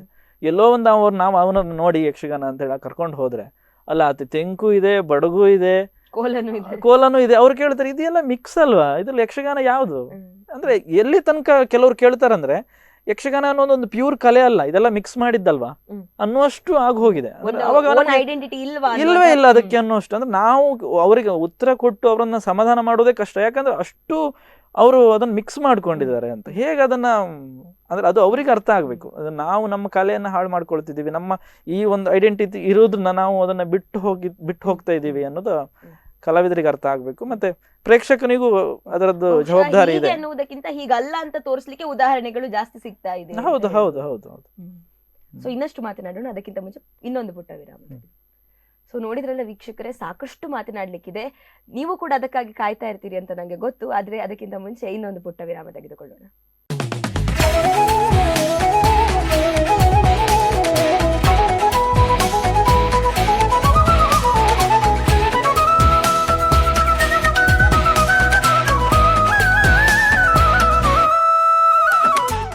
ವಿರಾಮ ವಿರಾಮದ ಬಳಿಕ ಮತ್ತೊಮ್ಮೆ ಕಲಾವಿದ ವಿಶೇಷ ಕಾರ್ಯಕ್ರಮಕ್ಕೆ ಸ್ವಾಗತ. ಇವತ್ತಿನ ನಮ್ಮ ಕಲಾವಿದದ ಅತಿಥಿ ಶೈಲೇಶ್ ತೀರ್ಥಹಳ್ಳಿಯಿಂದ ಉಡುಪಿಗೆ ಬಂದು ಇಲ್ಲಿ ಯಕ್ಷಗಾನವನ್ನ ಕಲಿತು ಹೀಗೆ ಜಗತ್ ಪ್ರಸಿದ್ಧಿಯನ್ನ ಪಡೆದಿರುವಂತಹ ಇವರು, ಅಂದ್ರೆ ಪ್ಯಾರಿಸ್ಗೆ ಹೋಗಿ ಕೂಡ ಅಲ್ಲಿ ಕೂಡ ಯಕ್ಷಗಾನ ಪ್ರದರ್ಶನವನ್ನ ನೀಡಿ ಬಂದಿರುವಂತಹ ಇವರು ನಮ್ಮ ಜೊತೆ ಇದ್ದಾರೆ. ಬನ್ನಿ ಅವರೊಂದಿಗೆ ಇನ್ನಷ್ಟು ಮಾತನಾಡೋಣ. ಮತ್ತೊಮ್ಮೆ ಕಾರ್ಯಕ್ರಮಕ್ಕೆ ಸ್ವಾಗತ ಹೇಳ್ತಾ, ಸೊ ಈಗಾಗಲೇ ಬಹಳಷ್ಟು ವಿಷಯಗಳನ್ನ ನಮ್ಮೊಂದಿಗೆ ನೀವು ಹಂಚಿಕೊಂಡ್ರಿ. ನೀವೀಗ ಮೊದಲು ಕಲಾವಿದರಾಗಿ ಮೊದಲು ವಿದ್ಯಾರ್ಥಿಯಾಗಿ ಆಮೇಲೆ ಕಲಾವಿದರಾಗಿ ಈಗ ಶಿಕ್ಷಕರಾಗಿ ಕೂಡ ಮಕ್ಕಳಿಗೆ ಹಲವಾರು ಮಕ್ಕಳ ತಂಡಗಳಿಗೆ ಆಗಿರಬಹುದು, ಮಕ್ಕಳ ಶಾಲೆಗಳಿಗೆ ಆಗಿರಬಹುದು ಯಕ್ಷಗಾನವನ್ನ ಹೇಳಿಕೊಡ್ತಾ ಇದ್ದೀರಿ. ಸೊ ಈಗ ಎಷ್ಟು ವರ್ಷದಿಂದ ಅದನ್ನ ಹೇಳಿಕೊಡ್ತಾ ಇದ್ದೀರಿ? ಯಾವ ಪ್ರಸಂಗಗಳನ್ನ ಹೇಳಿಕೊಡ್ತಿದ್ದೀರಿ ಅಂದ್ರೆ ನಿರ್ದೇಶಿಸಿದ್ದೀರಿ? ಅಂದರೆ ಅದೇ ಈಗ ಕೇಂದ್ರಕ್ಕೆ ಬಂದು 2-3 ವರ್ಷದಲ್ಲಿ ನಾನು ನನ್ನ ಜೂನಿಯರ್ಸ್ ಕ್ಲಾಸ್ ಮಾಡ್ತಾ ಇದ್ದೆ. ಅದಾದ ನಂತರ ನನ್ನ ಡಿಗ್ರಿ ಮುಗಿತಿದ್ದ ಹಾಗೆ ಯಕ್ಷಗಾನ ಕೇಂದ್ರದಲ್ಲಿ ಗುರುವಾಗಿ ನೇಮಕಗೊಂಡಿದ್ರಂತ ಈಗ 7 ವರ್ಷ ಆಗ್ತಾ ಬಂತು. ಅಲ್ಲಿ ನಂತರ ಅಂದರೆ ಒಂದು ಪ್ರಸಂಗಗಳನ್ನೇ ಅಂತ ಹೇಳಿದ್ರೆ 25-30 ಪ್ರಸಂಗ ನಿರ್ದೇಶನ ಮಾಡಿದ್ದೀನಿ. ಅದ್ರ ಜೊತೆಗೆ ನೃತ್ಯ ರೂಪಕಗಳಾಗಲಿ ಆ ರೀತಿದು ಒಂದಿಷ್ಟು ಮಾಡಿದ್ದೇನೆ. ಪ್ರಸಂಗಗಳು ಅಂದರೆ ಅಭಿಮನ್ಯು ಕಾಳಗ, ಪಂಚವಟಿ, ಮೀನಾಕ್ಷಿ ಕಲ್ಯಾಣ, ಋಷಸೇನ ಕಾಳಗ, ಹೀಗೆ ತುಂಬಾ ಇದ್ದಾವೆ. ಮತ್ತೆ ಮೈಂದದೇವಿದ ಕಾಳಗ, ಬೇರೆ ಬೇರೆ ಪ್ರಸಂಗಗಳು ನಿರ್ದೇಶನ ಮಾಡಿದ್ದೆ. ಶಾಲೆಯ ಮಕ್ಕಳನ್ನ ಅಥವಾ ತಂಡವನ್ನ ನೋಡಿ ಯಾವ ಪ್ರಸಂಗ ಕೊಡ್ಬೋದು ಅಂತ. ಇಲ್ಲಿ ನಾನು ಉಡುಪಿಯಲ್ಲಿ ನಿರ್ದೇಶನ ಮಾಡಿದ್ದಂದ್ರೆ ಯಕ್ಷ ಶಿಕ್ಷಣದ ಅವರಿಂದ ಶಾಲೆ ಮಕ್ಕಳು ಅಂತ ಹೇಳಿದ್ರೆ ಮೌಂಟ್ ರೋಸರಿ ಕಲ್ಯಾಣಪುರ, ಆಮೇಲೆ ಇಲ್ಲಿ ಅನಂತೇಶ್ವರ, ಆಮೇಲೆ ಇದು ಇಂದ್ರಾಳಿ ಇಂಗ್ಲಿಷ್ ಮೀಡಿಯಂ ಸ್ಕೂಲು, ಮತ್ತೆ ಬ್ರಹ್ಮಾವರದಲ್ಲಿ SMS.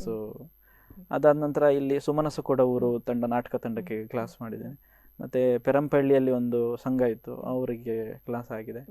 ಮತ್ತೆ ಇಲ್ಲೇ ಬೇರೆ ಬೇರೆ ಸಂಘಗಳು ಅಥವಾ ಒಂದು ಸ್ವಲ್ಪ ಜನ ಒಟ್ಟಾಗಿ ನಾವೊಂದು ಪ್ರಸಂಗ ಮಾಡಿಸ್ಬೇಕು ಅಂತ ಅವರಿಗೆ ಆಗಿದೆ. MGM ಕಾಲೇಜಲ್ಲಿ ಆಗಿದೆ. ಹೀಗೆ ಬೇರೆ ಬೇರೆ ಕಡೆ ಪ್ರಸಂಗ ಮಾಡಿದ್ದು. ಹೊರಗಡೆ ಅಂತ ಹೇಳಿದ್ರೆ ಗುರುಗಳ ಜೊತೆ ಈ ನಾಟಕ ಸಂಸ್ಥೆಗಳಿಗೆ ಕ್ಲಾಸ್ ಮಾಡ್ಲಿಕ್ಕೆ ಹೋದಾಗ ಅವರ ಜೊತೆ ಇದ್ದು ಕೆಲವು ಪ್ರಸಂಗಗಳು ಮಾಡಿಸಿದ್ವಿ. ಶಿವಕುಮಾರ ರಂಗಪ್ರಯೋಗ ಶಾಲೆ ಸಾಣೆಹಳ್ಳಿ, ಮತ್ತೆ ನೀನಾಸಮ್ಮು ಹೆಗ್ಗೋಡು, ಅಂದ್ರೆ ಇಲ್ಲಿ ಕರ್ನಾಟಕದಲ್ಲಂತ ಆದ್ರೆ ಅದು ಹೊರಗೆ ಅಂದ್ರೆ ಇನ್ನು NSD Delhi, NSD Varanasi, NSD Bangalore, ಮತ್ತೆ ಇಷ್ಟು ಶಾಲೆಗಳಿಗೆ, ರಂಗಶಾಲೆಗಳಿಗೆ ಯಕ್ಷಗಾನ ಕ್ಲಾಸ್ ಆಗಿದೆ. ಅಂದ್ರೆ ಈಗ ಯಕ್ಷಗಾನವನ್ನೇ ಕಲಿಬೇಕು ಅಂತಿರುವ ವಿದ್ಯಾರ್ಥಿಗಳು ಅವರ ಮನಸ್ಸು ಯಕ್ಷಗಾನದಲ್ಲಿ ಇರ್ತದೆ ಅಂತ ಹೇಳ್ಬೋದು. ಈಗ ನೀವು ರಂಗಶಾಲೆಗಳಿಗೆ ಹೋಗಿ ಕಲಿಸಿಕೊಟ್ಟೆವು ಅಂತ ಹೇಳಿದ್ರಿ. ಅಂದ್ರೆ ನಾಟಕಕ್ಕಾಗಿ ಯಕ್ಷಗಾನ ಕಲಿಯುವಂತಹ ವಿದ್ಯಾರ್ಥಿಗಳ ಮನಸ್ಥಿತಿ ಹೇಗಿರ್ತದೆ, ಅಥವಾ ಅವರಿಗೆ ನೀವು ಹೇಗೆ ಭಿನ್ನವಾಗಿ ಟ್ರೈನ್ ಮಾಡ್ತೀರಾ, ಹೇಗೆ? ಈಗ ಇತ್ತೀಚಿನ ದಿನಗಳಂದ್ರೆ ಎಲ್ಲಾ ನಾಟಕ ಶಾಲೆಗಳಲ್ಲೂ ಯಕ್ಷಗಾನ ಒಂದು ಪ್ರಸಂಗ ಅಥವಾ ಒಂದು ಪ್ರಾತ್ಯಕ್ಷಿಕೆ ಮಾಡುವಷ್ಟು ಅವರಿಗೆ ಕಲಿಸಬೇಕು. ಅಂದ್ರೆ ಅವರ ಗ್ರೇಸ್ ಸರಿ ಮಾಡೋದಕ್ಕಾಗಿ, ಅವರ ನಿಲುವುಗಳು, ಮತ್ತೆ ವಾಯ್ಸ್ ಎಕ್ಸಸೈಸ್ಗಾಗಿ, ಮತ್ತೆ ನಾವು ಯಕ್ಷಗಾನದಲ್ಲಿ ಕುಣಿತೇವೆ, ಕುಣಿದು ಈಗ 10 ನಿಮಿಷನೋ ಏನೋ ಒಂದು ಕುಣಿತೇವೆ, ಮತ್ತೆ ನಿಂತು ಅಷ್ಟು ಮಾತಾಡ್ತೇವೆ, ಆ ಸ್ಟೆಮಿನ, ಅದಕ್ಕೋಸ್ಕರ ಅವರು ಯಕ್ಷಗಾನವನ್ನು ನಾವು ನಾಟಕಕ್ಕೆ ಬಳಸ್ಕೊಂಡ್ರೆ ವಿದ್ಯಾರ್ಥಿಗಳನ್ನ, ಅವರ ನಾಟಕದ ತಯಾರು ಮಾಡ್ತಿರುವ ಕಲಾವಿದರನ್ನ ಇಂಪ್ರೂವ್ ಮಾಡ್ಲಿಕ್ಕೆ ಆಗ್ತದೆ ಅನ್ನೋದು. ಅಂದ್ರೆ ವಾಯ್ಸ್ ಅದೇ ಹೇಳಿದಾಗೆ ಅವರ ಸ್ಟೆಮಿನಿಗೋಸ್ಕರ ಮತ್ತೆ ಗ್ರೇಸಿಗೋಸ್ಕರ ತಯಾರು ಮಾಡ್ತಿದ್ದಾರೆ. ಆದರೆ ಈಗ ಅದೇ ಯಕ್ಷಗಾನ ಕೇಂದ್ರದ ಎಲ್ಲ ಹೆಚ್ಚಿನ ಕರ್ನಾಟಕದ ರಂಗಶಾಲೆಗಳಿಗೂ ಕೇಂದ್ರದಿಂದನೇ ಕ್ಲಾಸ್ ಆಗ್ತಾ ಇದೆ. 2-3 ಕಡೆ ಬೇರೆಯವರು ಮಾಡ್ತಿದ್ದಾರೆ. ಅದು ಬಿಟ್ರೆ ದೇಶದಾದ್ಯಂತ ಅಂತ ಹೇಳ್ಬೋದು. NSD ಡೆಲ್ಲಿ ತನಕ ಗುರುಗಳು ಈಗ ಇತ್ತೀಚೆಗೆ ಭೋಪಾಲಲ್ಲಿ ಕ್ಲಾಸ್, ಮಧ್ಯಪ್ರದೇಶದಲ್ಲಿ ಕ್ಲಾಸ್ ಮುಗಿಸಿ ಬಂದರು. ಮತ್ತೆ ಚೆನ್ನೈ, ಬೇರೆ ಬೇರೆ ಕಡೆ, ಸಿಕ್ಕಿಮ್ಮು, ಅಲ್ಲೆಲ್ಲ ಕ್ಲಾಸ್ ಆಗ್ತಾ ಇದೆ ಯಕ್ಷಗಾನ ಕೇಂದ್ರದಿಂದನೇ. ಅದೇ ಅವರಿಗೆ ಈಗ ಆ ನಂತರ ಈಗ ಹೊರಗಡೆ ಕ್ಲಾಸ್ ಮಾಡಿ ಬಂದಿರೋದ್ರಿಂದ ಅವರೆಲ್ಲರೂ ಕೇಂದ್ರದಲ್ಲಿ ಅವರ ಫ್ರೀ ಟೈಮ್ ಇರುವಾಗ 1 ತಿಂಗಳು ಬಂದು ಇಲ್ಲಿ ಬಂದು ಕೇಂದ್ರದಲ್ಲೇ ಇದ್ದು ಕಲ್ತು ಹೋಗ್ತಾ ಇದ್ದಾರೆ. ಇತ್ತೀಚೆಗೆ 1 ವರ್ಷದಿಂದ ನಾವು 2 ಶಿಬಿರ ಮಾಡಿದ್ವಿ ಕೇಂದ್ರದಲ್ಲಿ, ಇಂಟರ್ನ್ಯಾಷನಲ್ ಲೆವೆಲ್ ಇದು. ಅದು ಕರ್ನಾಟಕದವರು ಇರ್ತಾರೆ, ಬೇರೆ ಬೇರೆ ಕಡೆಯಿಂದರು ಒಂದು ಫಸ್ಟಿನ ಶಿಬಿರದಲ್ಲಿ ಒಂದು 18 ಜನ ಇದ್ರು. ಈಗ ಮೊನ್ನೆ ಇತ್ತೀಚೆಗೆ ಮುಗಿಸಿದ ಶಿಬಿರದಲ್ಲೂ ಒಂದು 15 ಜನ ವಿದ್ಯಾರ್ಥಿಗಳು ಇದ್ರು, ಬೇರೆ ಬೇರೆ ದೇಶದ ಬೇರೆ ಬೇರೆ ಕಡೆಯಿಂದ. ಅವರಿಗೆ ಅದು ತುಂಬಾ ಇಷ್ಟ ಆಗ್ತದೆ, ನಮ್ಮ ವೇಷಭೂಷಣ, ಕುಣಿತಗಳು. ಆದರೆ ನಾವು ಹೇಳೋದೇನೆಂದರೆ, ಅವರು ಬಂದು ಇಲ್ಲಿ ನಾವು ಕಲಿಬೇಕು, ಇಂಥದ್ದು ನಮಗೆ ಬೇಕು ಅಂತ ಹೇಳಿ ಕಲಿತಾರೆ. ಬಟ್ ಇಲ್ಲಿ ಇದ್ದವರೇ ಕೆಲವರು ಅದನ್ನ ಸಂಪೂರ್ಣವಾಗಿ ಎಷ್ಟು ಬೇಕು ಅಷ್ಟು ಕಲಿಯದೆ ಎಲ್ಲ ಒಂದು 2 ತಿಂಗಳು 3 ತಿಂಗಳು ಕಲಿತು ಮೇಳಕ್ಕೆ ಹೋಗೋದು, ವೇಷ ಮಾಡೋದು ಮಾಡ್ಕೊಂಡು, ಅಂದರೆ ಅವರಿಗೆ ಅಷ್ಟೇ ಕಲ್ತಿರೋದ್ರಿಂದ ಅವರಿಗೆ ಅಷ್ಟೇ ಪ್ರದರ್ಶನ ಮಾಡೋಕ್ಕಾಗೋದು, ಅವರಿಗೆ ಜನರಿಗೆ ಕೊಡೋಕ್ಕಾಗೋದು ಅಷ್ಟೇ. ಅದನ್ನ ಇನ್ನೂ ಒಳ್ಳೆ ರೀತಿಯಲ್ಲಿ ಕಲಿಬಹುದು, ಒಡ್ಡೊಲಗಗಳನ್ನು ಬಳಸ್ಕೊಳ್ಬಹುದು. ಈಗ ಯಾರು ಕಲಿಯದೇ ಇರೋದ್ರಿಂದ ಒಡ್ಡೊಲಗಗಳನ್ನು ಬಳಸ್ಕೊಳ್ತಾನಿಲ್ಲ. ನಾನು ಹೇಳಿದೆ, ಒಂದು ರಂಗಸ್ಥಳಕ್ಕೆ ಹೋಗಬೇಕಾದ್ರೆ ಅವನ ತಯಾರಿ ಒಡ್ಡೊಲದಲ್ಲಿ ಆಗ್ತದೆ, ಪಾತ್ರದ ತಯಾರಿ ಅಂತ ಹೇಳಿ. ಈಗ ಒಡ್ಡೊಲಗ ಗೊತ್ತಿಲ್ಲದೆ ಇರೋದ್ರಿಂದ ಒಡ್ಡೊಲಗ ಮಾಡೋದೇ ಇಲ್ಲ, ಡೈರೆಕ್ಟ್ ಪ್ರವೇಶ. ಅವಾಗ ಎಷ್ಟು ಪಾತ್ರಕ್ಕೆ ಕೊಡೋಕಾಗ್ತದೆ ಅಂತ ಹೇಳ್ತಿರು. ಈಗ ಅದು ನೀವು ಹೇಳಿದ್ರಿ 10-15 ನಿಮಿಷಗಳ ಕಾಲ ಕುಂದು ಕೂಡ ಅರ್ಥಗಾರಿಕೆ ನಾವು ಅಂದ್ರೆ ಯಕ್ಷಗಾನ ಕಲಾವಿದರು ಮಾಡುವಷ್ಟು ಸ್ಟಾಮಿನಾ ಎನರ್ಜಿ ಅವರಿಗೆ ಇರ್ತದೆ ಅಂತ. ಸೊ ಅದರ ಬಗ್ಗೆ ಒಂದು ಅರ್ಥಗಾರಿಕೆ ಬಗ್ಗೆ ತಯಾರಿ ಹೇಗಿರ್ತದೆ? ಈಗ ಪದ್ಯದಲ್ಲಿ ಏನಿದೆ ಅದನ್ನೇ ಮಾತನಾಡಬೇಕಾಗ್ತದೆ ಅಥವಾ ಅದರ ಬಗ್ಗೆ ಮಾತನಾಡಬೇಕಾಗ್ತದೆ. ಒಂದು ಅದರ ಬಗ್ಗೆ ಸ್ವಲ್ಪ ಹೇಳಿ. ಇನ್ನು ಅದನ್ನು ಹೊರತುಪಡಿಸಿ ಈಗೀಗ ಏನು ಒಂದು ಪ್ರೇಕ್ಷಕರು ಏನೋ ಒಂದು ಖುಷಿ ಪಡ್ತಾರೆ ಅಥವಾ ಆಸ್ವಾದಿಸ್ತಾರೆ ಅಂತ ಅಗತ್ಯ ಇರುವಕ್ಕಿಂತಹ ಹೆಚ್ಚಿನ ಮಾತಾಗಿರಬಹುದು, ಅಥವಾ ಆ ಸ್ಥಳದಲ್ಲಿ ಏನು ಬೇಕು ಅದಕ್ಕಿಂತ ಒಂದಷ್ಟು ಹೆಚ್ಚಿನ ಮಾತುಗಳನ್ನ ಆಡುವಂತಹ ಅನೇಕ ಸನ್ನಿವೇಶಗಳನ್ನ ನಾವು ನೋಡ್ತಾ ಇದ್ದೇವೆ. ಅದರ ಬಗ್ಗೆ ಮಾತುಗಾರಿಕೆ ಅಂದ್ರೆ ನಿರ್ದೇಶನಕ್ಕೆ ಒಳಪಟ್ಟ ಪ್ರಸಂಗಗಳಾದ್ರೆ ಅದಕ್ಕೆ ಸ್ಕ್ರಿಪ್ಟ್ ಇರ್ತದೆ, ಇಷ್ಟೇ ಮಾತಾಡೋದು. ಯಾಕಂದ್ರೆ ಎದುರಿನವನಿಗೂ ಗೊತ್ತಿರೋದಿಲ್ಲ, ಹಾಗಾಗಿ ಅವರಿಗೆ ಇಷ್ಟೇ ಅನ್ನೋದು ನಮ್ಮ ಅಂದ್ರೆ ನಾವು ನಿರ್ದೇಶನ ಮಾಡಿದ್ದು ನಿರ್ದೇಶನಕ್ಕೆ ಒಳಪಟ್ಟ ಪ್ರಸಂಗ ಆದ್ರೆ ಹಾಗೆ ಇರ್ತದೆ. ಅಥವಾ ಒಬ್ಬ ಬೇರೆ ಕಲಾವಿದ ಹೊರಗಡೆ ಹೋಗಿ ಅಥವಾ ಒಂದು ಅವರೇ ಮೇಳಗಳಲ್ಲಾಗ್ಲಿ ಅವರು ಮೊದಲಿಗೆ ಈ ಕಥೆಯ ಬಗ್ಗೆ ತಿಳ್ಕೊಂಡಿರಬೇಕು. ರಾಮಾಯಣ ಅಥವಾ ಮಹಾಭಾರತದ ಕಥೆಗಳಾದರೆ ಅದ್ರ ಬಗ್ಗೆ ಅರ್ಥ ಮಾಡ್ಕೊಂಡಿರಬೇಕು. ಆವಾಗ ಅವನಿಗೆ ಭಾಗವತರ ಪದ್ಯ ಕೇಳಿ ಈಗ ಯಾವ ಸನ್ನಿವೇಶ ಪದ್ಯಕ್ಕೆ ಅನುಗುಣವಾಗಿ ಅವನು ಅರ್ಥವನ್ನು ಹೇಳೋದು. ಏನಂತ ಹೇಳಿದ್ರೆ, ಕೆಲವರು ತುಂಬ ಮಾತಾಡ್ತಾರೆ ಅಂತ, ತಾಳಮದ್ದಲೆ ಅಂತಲೇ ಇದೆ, ಅಲ್ಲಿ ಕುಣಿಯೋದಿಲ್ಲ, ಇಲ್ಲ ಹಿಮ್ಮೇಳ ಇರ್ತದೆ, ಮಾತುಗಾರಿಕೆ ಇರ್ತದೆ, ಪದ್ಯ ಮಾತುಗಾರಿಕೆ. ಅಲ್ಲಿ ಮಾತಾಡೋದಕ್ಕೆ ಅವಕಾಶ ಇದೆ, ಅಲ್ಲಿ ಮಾತನಾಡೋದಕ್ಕಾಗಿ ತಾಳಮದ್ದಲೆ ಅಂತ ಇರೋದು. ಕೆಲವರು ಅದೇ ನೀವು ಹೇಳಿದಾಗೆ ಈಗ ಜನರಿಗೆ ಎಲ್ಲದೂ ಬೇಕು. ಯಕ್ಷಗಾನ ನೋಡಕ್ ಬಂದಿದ್ದಾರೆ ಅಂದ್ರೆ ಬರೀ ಮಾತು ನೋಡಕ್ ಬಂದಿರಲ್ಲ, ಅವರಿಗೆ ಕೆಲವರು ಕುಣಿತ ನೋಡಕ್ ಬಂದಿರ್ತಾರೆ. ಅದು ಎಲ್ಲದೂ ಸರಿಯಾದ ರೀತಿಯಲ್ಲಿದ್ರೆ ಅದು ಜನರಿಗೆ ರೀಚ್ ಆಗ್ತದೆ. ಕೆಲವು ಕಡೆ ಹೌದು, ತುಂಬ ಕಡೆ ಮಾತಾಡ್ತಾನೆ ಇರ್ತಾರೆ, ಅದು ಮಾತಾಡೋದಕ್ಕಾಗಿ ತಾಳಮದ್ದಲೆ ಇದೆ ಅಲ್ವಾ. ಹಾಗಾಗಿ ಎಷ್ಟು ಬೇಕಷ್ಟು ಮಾತಾಡ್ಕೊಂಡ್ರೆ, ಕೆಲವು ಸನ್ನಿವೇಶ ಅಂತೂ ಬೇಕು ಮಾತು, ಈ ಮಾತಾಡಬಾರ್ದು ಅಂತಲ್ಲ, ಕೆಲವು ಸನ್ನಿವೇಶ ಮಾತಿಲ್ಲದೆ ಅದನ್ನು ಮುಂದುವರ್ಸ್ಕೊಂಡು ಹೋಗೋದು ತುಂಬಾ ಕಷ್ಟ, ಕೆಲವು ಪ್ರಸಂಗ, ಹಾಗಾಗಿ ಮಾತು ಬೇಕಾಗ್ತದೆ. ಹಾಗೆ ಅಂದ್ರೆ ಕೆಲವೊಮ್ಮೆ ಈಗ ಮಾತು ವಿಪರೀತ ಅಂದ್ರೆ ಆ ಒಂದು ಪ್ರಸಂಗದ ಚೌಕಟ್ಟಿಗೆ ಮೀರಿ ಅಥವಾ ಒಂದು ಏನ್ ಹೇಳುವಂತದ್ದು, ಈ ನಿಜವಾದ ವಿಷಯಗಳನ್ನ ಹೇಳಲಿಕ್ಕೆ ಹೋಗಿ ಎಷ್ಟೋ ಕಡೆ ಆ ಮಾತುಗಳು ಕೊಂಚ ಜಾಸ್ತಿ ಆದದ್ದು ಅಂತ ಅನಿಸಿರಬಹುದು ಯಾವ್ದಾರೊಂದು ಪ್ರೇಕ್ಷಕರಿಗೆ, ಅಥವಾ ಪ್ರೇಕ್ಷಕರು ಇದನ್ನ ಆಸ್ವಾದಿಸ್ತಾ ಇದ್ದಾರೆ ಅಂತ ಹಲವಾರು ವಿಡಿಯೋಗಳು ಈಗ ವೈರಲ್ ಆಗ್ತಾ ಇದೆ. ಸೊ ಯಕ್ಷಗಾನ ಅಂತಂದ್ರೆ ಬಹುಶಃ ಸಣ್ಣ ಮಕ್ಕಳಿಗೆ ಅದೇ ಅಂತ ಅನ್ನಿಸಬಹುದು ಯಾವತ್ತಾದ್ರೂ ಮುಂದೊಂದಿನ. ಅದ್ರ ಬಗ್ಗೆ ಏನ್ ಹೇಳ್ತೀರಿ? ಅದೇ ಈಗ ಮಾತಾಡಿದ ಹೆಚ್ಚಾದ ಕೂಡಲೇ ನಾವು ತುಂಬಾ ಕಡೆ ನೋಡಿದ್ದೇವೆ, ಜನರ ರೆಸ್ಪಾನ್ಸ್ ಶುರು ಅವರೇ ಕೊಡಗಳ ಮಾತಾಡ್ಲಿಕ್ಕೆ ಶುರು ಮಾಡ್ತಾರೆ. ಇಲ್ಲ ಅಂದ್ರೆ ಏನಾದ್ರೂ ಒಂದು ಸನ್ನೆಗಾದ್ರೂ ಬರ್ತದೆ ಆ ಕಡೆಯಿಂದ ಜಾಸ್ತಿ ಆಯ್ತು ಅಂತ. ಕೆಲವ್ರದ್ದು ಅದೇ ಮಾತಾಡ್ಕೊಂಡು ಹೋಗ್ತಾ ಇದ್ರೆ ಕೆಲವು ಸರ್ತಿ ಅದು ಅವರದ್ದು ತಪ್ಪಲ್ಲ, ಅವರು ಸನ್ನಿವೇಶವನ್ನ ಕ್ರಿಯೇಟ್ ಮಾಡಿ ಜನರಿಗೆ ರೀಚ್ ಮಾಡೋಕ್ಕೋಸ್ಕರ ಅಷ್ಟು ಮಾತಾಡಿರಬಹುದು. ಆದ್ರೆ ಗೊತ್ತಿಲ್ಲ, ಕೆಲವು ಸರ್ತಿ ಜಾಸ್ತಿ ಮಾತಾಡ್ಕೊಂಡು ಹೋಗಿರ್ತಾರೆ. ಬಟ್ ಅಷ್ಟು ಮಾತಾಡುವ ಅದು ಜಾಸ್ತಿ ಆಯ್ತು ಅನ್ನುವಷ್ಟು ಮಾತಾಡುವ ಅಗತ್ಯ ಇಲ್ಲ. ಶೈಲೇಶ್ ರವರ ಅಭಿಮನ್ಯು ವೇಷದ ಬಗ್ಗೆ ಸಾಕಷ್ಟು ಮಾತನ್ನ ನಾವು ಆಡಿದ್ವಿ. ಸೊ ಈಗ ಅಭಿಮನ್ಯು ವೇಷ ಹೇಗಿತ್ತು, ಅವರ ಪಾತ್ರದಲ್ಲಿ ಹೇಗೆ ರಂಗದ ಮೇಲೆ ಮಿಂಚಿದ್ರು ಅನ್ನೋದು ನಾನು ನೋಡ್ಕೊಂಡು ಬರೋಣ.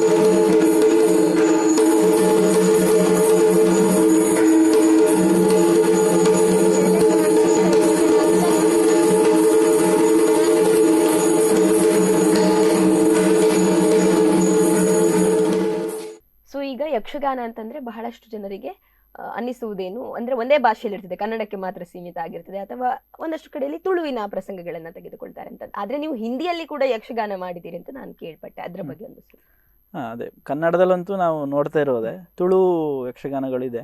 ಇಲ್ಲಿ ನಮ್ಮ ಈ ಕರಾವಳಿಯಲ್ಲಿ ಕೊಂಕಣಿ ಯಕ್ಷಗಾನನೂ ಮಾಡಿದ್ದಾರೆ, ಮತ್ತು ML ಸಾಮಗ ಅಂತವರು ಇಂಗ್ಲೀಷಲ್ಲೂ ಯಕ್ಷಗಾನ ಮಾಡಿಸಿದ್ದಾರೆ.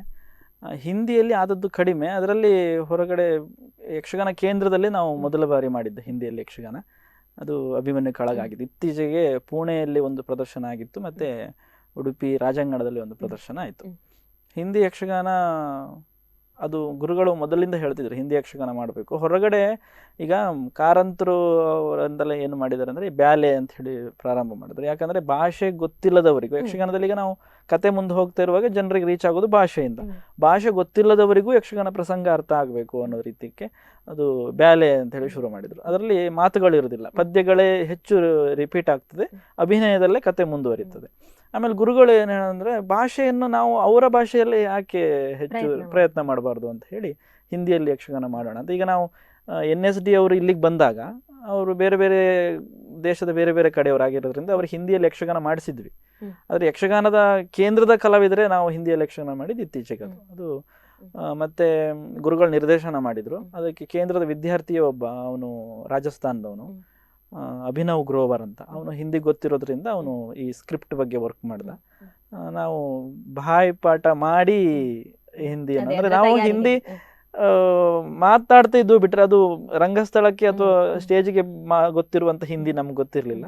ಆ ತಯಾರಿ ಮಾತಿನ ಬಗ್ಗೆ, ಪ್ರಸಂಗದ ಮಾತಿನ ಬಗ್ಗೆ ತಯಾರಿ ಅವನು ಅಭಿನವ್ ಗ್ರೋವರ್ ಮಾಡಿಸಿದ. ಹಾಗಾಗಿ ಉಚ್ಚಾರಣೆಗಳಾಗಲಿ ಅದೆಲ್ಲ ಅವ್ರು ಹಿಂದಿಯವನೇ ಆಗಿರೋದ್ರಿಂದ ಅವನಿಗೆ ಚೆನ್ನಾಗಿ ಹೇಳ್ಕೊಡ್ತಾ ಇದ್ದ. ಆಮೇಲೆ ಹಿಂದಿ ಬಾಯಿಪಾಠ ಮಾಡಿದ್ವಿ, ಆಮೇಲೆ ಪ್ರದರ್ಶನ ಆಯಿತು, ಇನ್ನೂ ಆಗೋದಿದೆ ಮುಂದೆ ಬೇರೆ ಬೇರೆ ಕಡೆಯಲ್ಲಿ. ಸೊ ಅದೇ ನೀವೀಗ ಯಕ್ಷಗಾನ ಕೇಂದ್ರದ ಕಲಾವಿದರಾಗಿ ಮುಂದುವರಿತಾ ಇದ್ದೀರಿ, ಕೇಂದ್ರದ ಗುರುಗಳಾಗಿಲ್ಲದೆ ಕಲಾವಿದರಾಗಿ ಮುಂದುವರಿತಾ ಇದ್ದೀರಿ. ಸೊ ಕಲಾವಿದರಾಗಿ ಇನ್ನು ನೀವು ಏನೇನು ಅಂದ್ರೆ ಹೊಸ ಪ್ರಯತ್ನಗಳನ್ನ ಹೇಗೆ ಮಾಡ್ಬೇಕಂತ ಅಂದುಕೊಂಡಿದ್ದೀರಿ? ಪ್ರದರ್ಶನಗಳು ಹೀಗೆ ಮಾಡಬೇಕು ಅನ್ನೋ ರೀತಿಯಲ್ಲಿ ಇದ್ರೆ, ಅಲ್ಲ ಮೊದಲಾಗಿ ಹೇಳ್ಬೇಕಂದ್ರೆ ಸಂಪ್ರದಾಯ ನಾವು ಬಿಟ್ಟು ಯಾವುದೂ ಮಾಡ್ತಾ ಇಲ್ಲ. ಸಂಪ್ರದಾಯ ಈಗ ಯಕ್ಷಗಾನ ಭಾಷೆ ಬದಲಾಗಿದೆ ಅನ್ನೋ ಕಾರಣಕ್ಕೆ ಸಂಪ್ರದಾಯ ಹೋಯಿತು ಅನ್ನೋದಲ್ಲ. ಯಕ್ಷಗಾನ ನಾವು ಸಂಪ್ರದಾಯ ತೋರಿಸ್ಬೇಕಾಗಿದ್ದು ನಮ್ಮ ಹೆಜ್ಜೆಗಳಲ್ಲಿ ನಾವು ಮಾಡ್ಕೊಂಡು ಹೋಗ್ತಿರುವ ರೀತಿಯಲ್ಲಿ. ಹಾಗಾಗಿ ಸಂಪ್ರದಾಯವನ್ನು ಇಟ್ಕೊಂಡು ಈ ರೀತಿ ಬೇರೆ ಪ್ರಯತ್ನಗಳು ಮಾಡೋಕೆ ಎಷ್ಟಾಗ್ತದೆ ಅಷ್ಟು ಗುರುಗಳ ಜೊತೆ ನಿಂತು ನಾವು ಮಾಡಬೇಕು ಅನ್ನೋದು ಆಸೆ ಇದೆ. ಮುಂದಿನ ದಿನಗಳಲ್ಲಿ ನಾನೀಗ ಕೇಂದ್ರದಲ್ಲಿ ಇತ್ತೀಚಿನ ದಿನಗಳಿಂದ ಕೇಂದ್ರದಿಂದ ಹೊರಗಿದ್ದು ನಾನು ಒಂದು ಬೇರೆ ವೈಯಕ್ತಿಕ ಕಾರಣಕ್ಕೆ ನಾನು ಸ್ವಲ್ಪ ಸಮಯದೊಳಗೆ ಮನೆಯಲ್ಲಿ ಅಂದರೆ ತೀರ್ಥಹಳ್ಳಿಯಲ್ಲೇ ಇದ್ದೇನೆ, ಬೇರೆ ಕೆಲಸ ಆಗ್ತಾ ಇದೆ, ಹಾಗಾಗಿ ಇದ್ದೇನೆ. ಮತ್ತೆ ಮುಂದಿನ ದಿನಗಳಲ್ಲಿ ಕೇಂದ್ರಕ್ಕೆ ಮತ್ತೆ ಬರ್ಬೋದು, ಅಲ್ಲೇ ಗುರುಸ್ಥಾನ ಮುಂದುವರಿಸ್ಬೋದು, ಕಲಾವಿದನಾಗಿ ಇರ್ಬೋದು. ಯಕ್ಷಗಾನ ಕೇಂದ್ರದ ಅಂತರ ಏನು ಹೆಚ್ಚಾಗುದಿಲ್ಲ, ನಾನು ಇದ್ದೇ ಇರ್ತೇನೆ. ಹಾಗಾಗಿ ಗುರುಗಳ ಜೊತೆ ಯಾವುದೇ ಉಡುಪಿ ಒಂದು ಅಲ್ಲ, ನಾ ಈಗ ಎಷ್ಟು ಆಗಿತ್ತು ಅಂದ್ರೆ ಕೇಂದ್ರದಿಂದ ನಾನು ಹೊರಗೆ ಹೋಗ್ತಿದ್ದೀನಿ ಅಂತ ಅಂದ್ಕೊಂಡಾಗ ಅದು ಹೇಳೋದೇ ಕಷ್ಟ. ನಾನು ಹೋಗ್ತಾ ಇದ್ದೀನಿ ಅಂದ್ರೆ ಇದು ಅಷ್ಟು ವರ್ಷದಲ್ಲಿ ಇದ್ದಿದ್ರಿಂದ ನಾನು ಬೇರೆ ಕಡೆ ಒಂದು ಬರೆದಿದ್ದೆ ಲೇಖನ, ಕೇಂದ್ರದಿಂದ ಹೋಗ್ತಿದ್ದೀನಿ ಅಂದ್ರೆ ನನ್ನ ಒಳಗಡೆ ನೋವು ಅಷ್ಟಿತ್ತು. ಒಂದು ಹೆಣ್ಣಾದವಳು ತವರು ಮನೆಯಿಂದ ಹೇಗೆ ಮದುವೆ ಮಾಡಿ ಹೋಗ್ತಿದ್ದಾಳೆ ಅಂದ್ರೆ ನಾನು ಬಿಟ್ಟು ಹೋಗ್ತಿದ್ದೀನಿ ಅನ್ನೋ ನೋವು ಎಷ್ಟಿದೆ ಅಷ್ಟು ಕೇಂದ್ರದಿಂದ ನಾನು ಹೊರಗಡೆ ಹೋಗ್ತಾ ಇರುವಾಗ ಇದೆ ಅನ್ನೋದು ನಾನು ಬರೆದಿದ್ದೆ ಹಾಗೆ. ಬಟ್ ಈಗಲೂ ಕೇಂದ್ರದಿಂದ ಹೊರಗಿದ್ದೇನೆ ಅನ್ನೋ ನೋವಿದೆ, ಬಟ್ ಮುಂದೆ ಬರ್ತೇನೆ. ಅಂದ್ರೆ ಅದೇ ನಾನು ಮಾಡ್ತಿರೋ ಕೆಲಸ ಇದಾಗಿದ್ರಿಂದ. ಆದ್ರೆ ಸ್ವಲ್ಪ ನನ್ನ ಈ ಒಂದು ಬೇರೆ ಕಾರಣಗಳು